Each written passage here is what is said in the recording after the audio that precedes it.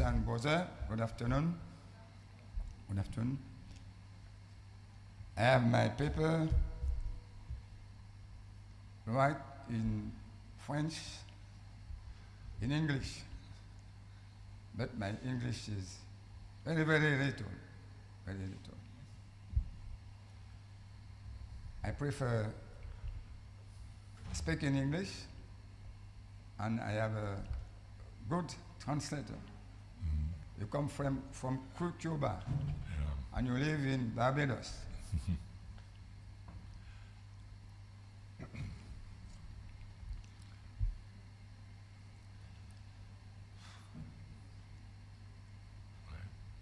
I cut my intervention in French. Nine party for the translator. OK? Oui, oui. OK. De toutes les puissances esclavagistes, puis colonialistes, qui ont exterminé les Amérindiens, pillé et génotisé l'Afrique pour bâtir leur empire, la France est 6 siècles après la seule à posséder encore des colonies situées hors de son espace géographique européen, la Guyane française, la Guadeloupe, la Martinique, Saint-Martin, Saint-Barthélemy sont des colonies françaises en Amérique. La Réunion, Mayotte sont des colonies françaises dans l'océan Indien. La Polynésie, la Nouvelle-Calédonie sont des colonies françaises dans le Pacifique. Among all the slave and later colonial powers which committing a genocide have exterminated Amerindians and plundered Africa to build its empire, France is, 6 centuries later, the only one to still possess colonies located outside its European mainland. Guyana, Guadeloupe, Martinique, Saint Martin, Saint Barthélemy, and are French colonies in America. Reunion, Mayotte are French colonies in the Indian Ocean. Polynesia, New Caledonia or Nouvelle Colonie are French colonies in the Pacific Ocean. Ainsi, la France est présente dans les 3 plus grands océans du monde. C'est grâce à ces colonies que la France peut se vanter d'être la 3e puissance maritime du monde, le porte-flambeau en matière de biodiversité et la plaque tournante mondiale pour le lancement des fusées et des satellites. Sans ces colonies, la France est réduite à une puissance de seconde zone. La France, patrie des droits de l'homme et du citoyen, refuse de reconnaître à ces colonies le droit à l'autodétermination, alors qu'à la porte de l'Europe, donc dans l'espace géographique naturel de la France, de nombreuses nations sans État font entendre leur voix pour se faire reconnaître comme nation souveraine. Thus, France is present in the 3 largest oceans in the world. Thanks to these colonies, France can boast to be the 3rd sea power in the world, the flag bearer in terms of biodiversity, and the best rocket and satellite launching site in the world. Without its colonies, France will be a second-rate nation. France, the motherland of human rights, refuses to accept these colonies' self-determination rights, whereas within Europe itself, that is to say, in France's natural geographical space, many stateless nations strive to become sovereign nations.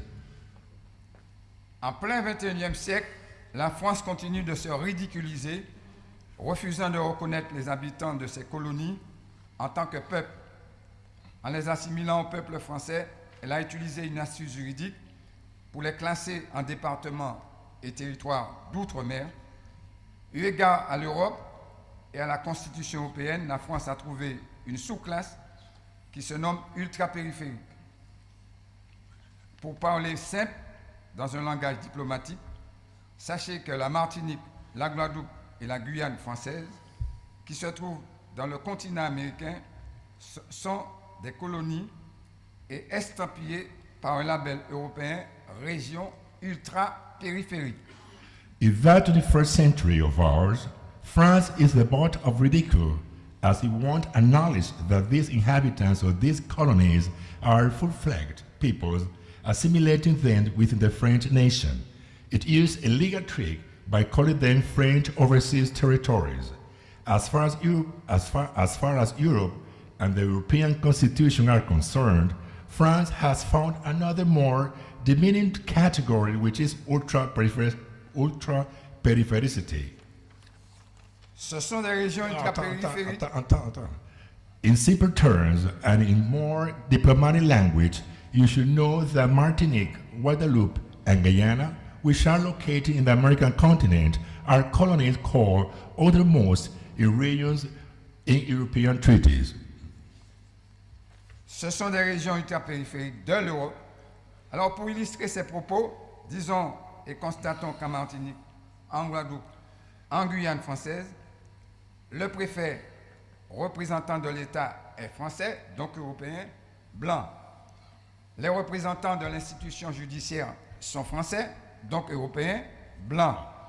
Le représentant de l'éducation nationale est français, donc européen, blanc. En bref, à la tête des institutions administratives se trouvent des Européens. Toute l'économie de ces trois colonies se trouve entre les mains des descendants d'esclavagistes nommés Békés, qui ne représentent en Martinique que 1% de la population. À l'abolition de l'esclavage en 1848, leurs ancêtres ont été dédommagés, non seulement financièrement, mais également en recevant du foncier de l'État français. Et jusqu'à nos jours, il existe entre les Békés et les gouvernements français, quels qu'ils soient, qui se succèdent, une relation ethno-économico-politique indéfectible. To illustrate what I mean, let's say that in Martinique, Guadeloupe, Guyana, the governor represented the French state is French, therefore European, so he is white. The people in charge of the legal institutions are also French, therefore they are European, so they are white too. The education head officer is also French, so European, therefore white. In a word, Europeans are running those three major institutions. The economy of these three colonies is entirely in the hands of the sons of the slaves owners, locally called Békés, who only represent 1% of the population in Martinique. When emancipation occurred in 1848, their ancestors were given not only money, but also land by the French state as a compensation. There still exists, till nowadays, between the Békés and the various governments in France, a political alliance based on race and worth. En 1946, ce fut l'année du passage de la colonisation à la départementalisation, statut qui devait faire des Martiniquais, Guadeloupéens et Guyanais des citoyens français à part entière, bénéficiant des mêmes droits que les Français de France. Plus de 70 ans après, en 2017, à quelques nuances près, la France n'a pas changé de visage vis-à-vis de ces peuples de la Caraïbe et de l'Amazonie, que sont les Martiniquais, les Guadeloupéens, les Guyanais, très majoritairement afro-descendants. Sur le plan de la maîtrise des techniques administratives, des connaissances technologiques, scientifiques et médicales, des performances en informatique, en agriculture, pêche, nous bénéficions d'un niveau exceptionnel. Paradoxalement, tous les cerveaux compétents sont obligés de migrer alors que des Européens s'implantent aisément chez nous. In 1946, the colonies became departments, a status which was supposed to turn people in Martinique, Guadeloupe, and Guyana into full-fledged French citizens, enjoying the same rights as the French people in mainland France. More than 70 years later, in 2017, notwithstanding minor differences, France has not changed its approach to these Martinican, Guadeloupean, Guyanese people in the Caribbean and Amazonian, who are, for most of them, of African descent. We are quite expert in administration, technology, sciences, medicine, IT, agriculture, fishing.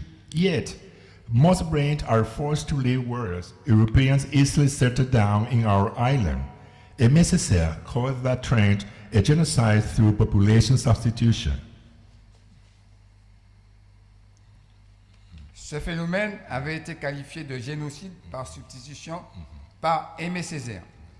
Les administrations continuent de se blanchir, les enseignants européens arrivent chaque année plus nombreux, le taux de chômage est de 20% avec un taux de 50% chez les jeunes de moins de 25 ans, par contre 9% en France. En fin de compte, la violence sous toutes ses formes et le désespoir gagnent du terrain dans les villes et les campagnes. Les personnes âgées et les femmes sont plus atteintes dans ce climat d'agression et d'instabilité. Malgré une illusion de développement montrée à travers la surconsommation entretenue par l'injection de fonds publics, avec un retour au bénéfice des entreprises européennes, c'est le mal-être qui prévaut particulièrement chez les jeunes. Récemment, lors du passage de l'ouragan Irma à Saint-Martin, la nature a mis à nu le vrai visage de l'État colonial français dans sa gestion de crise. Les disparités énormes constatées en défaveur des Saint-Martinois de souche relèvent d'une politique injuste et discriminatoire que la France a toujours menée dans ce pays qui n'est qu'une colonie. Du même coup, la nature mère est venue nous rappeler que Saint-Martin, par les aides rapides et massives en provenance de Venezuela, de la Guadeloupe, de la Martinique, a pour berceau la Caraïbe. Nous le savions déjà. Aimé Césaire called that trend a genocide through population substitution. More and more white civil servants are hired and more white French teachers come, whereas the employment rate is 9% in mainland France. Corresponds to 20% in Martinique with a dramatic 50% in the under 25 age group. Actually, all forms of violence exist and despair spread through our towns and villages. Both elderly people and women suffer most in that tense climate of fear. We should not be taken in by that illusion of growth revealed by overconsumption, triggered by public funds and the profits gained by European-based companies. Indeed, our youth is fighting many odds. Recently, when Hurricane Irma swept through Saint Martin, the face of the colonial French state was revealed through its crisis management strategy. The deeply unequal treatment of the native Saint Martin people is in keeping with their unfair and discriminatory policies traditionally implemented in this country, which is nothing but a colony. Thus, Mother Nature reminded us that because of that quick and massive relief aid coming from Venezuela, Guadeloupe, and Martinique, St. Martin cradled the Caribbean.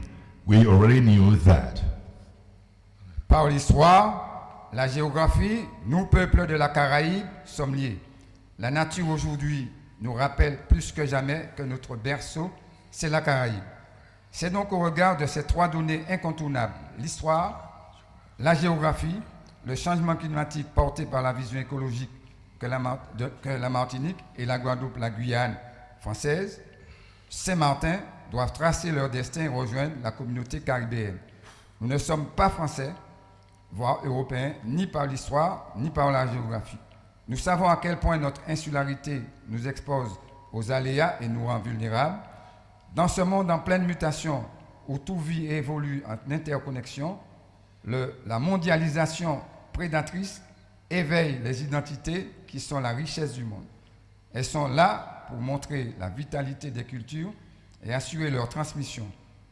Ce sont elles qui, en Europe, poussent l'Écosse, la Catalogne à demander à être reconnues comme État souverain. La Martinique, la Guadeloupe, la Guyane française inscrivent plus que jamais leur démarche dans le sillage des nations sans État, voulant être reconnues comme État souverain. C'est pourquoi nous associons nos voix à celles des Catalans, des Basques, des Écossais, mais en tant que peuple esclavagisé, colonisé, nous fédérons nos pas avec ceux des peuples caribéens indépendants qui cherchent leur pleine souveraineté, exigeant réparation par les anciens colonisateurs des crimes contre l'humanité que furent les razzias, la déportation et la mise en esclavage, l'extermination d'Africains et la colonisation. All of we is one because our history and geography and nature tells us today more than ever that our cradle is the Caribbean. When we consider these three meaningful elements, history, geography, and climate changes, in an ecological framework, we are aware that Martinique, Guadeloupe, Guyana, and St. Martin must take their destiny in their own hands and join the Caribbean community. We aren't French, and neither history nor geography can make us Europeans. We know how being island makes us vulnerable to natural hazards. In this fast-changing world, where every living thing is interconnected, heartless materialism arouses a sense of identity which makes life worthwhile. That quest for identity reveals the depth of the different cultures, and we must make sure it is transmitted to our children. In Europe, Scotland, or Catalonia mean to become sovereign states. Martinique, Guadeloupe, Guyana are also follow the wake of those stateless nations aspiring to become sovereign nations.